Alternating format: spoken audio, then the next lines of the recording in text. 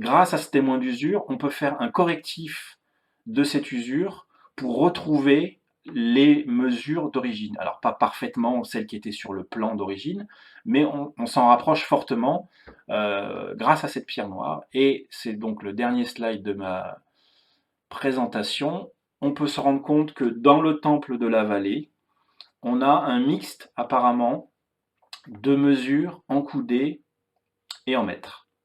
En fait, on a 10 mètres avec le correctif grâce à la pierre endurite. On a une largeur de 10 mètres, une longueur de 23,5 mètres. On a ensuite, au niveau de l'entrée dans cette salle, on va l'appeler la salle des colonnes, on a de part et d'autre une mesure qui fait 11 mètres, qui représente quasiment 21 coudées.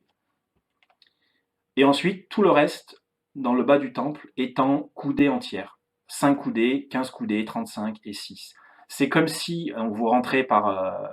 il y a deux entrées à droite et à gauche. Vous entrez, vous avez des dimensions en coudées.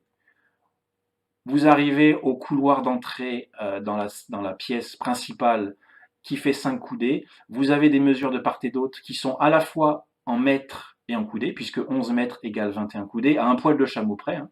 Et ensuite, le reste, la grande salle, le grand rectangle, est en mètres, 10 mètres par 23,5 mètres.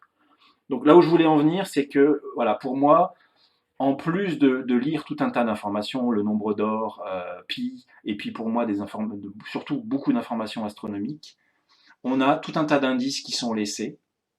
Et je pense donc qu'à l'instar de cette pierre en diorite noire, on a dans le haut de la pyramide, je vais y revenir voilà, pour finir, on a des petits indices comme ça, grâce aux couleurs, grâce aux duretés des pierres, grâce aux dimensions des pierres, qui nous permettent, en tout cas moi qui me semble me permettre d'essayer de retrouver les plans d'origine des bâtisseurs. Et voilà, c'est un petit peu pourquoi j'ai créé cette chaîne, parce que j'estime pouvoir assez correctement retrouver les plans des bâtisseurs.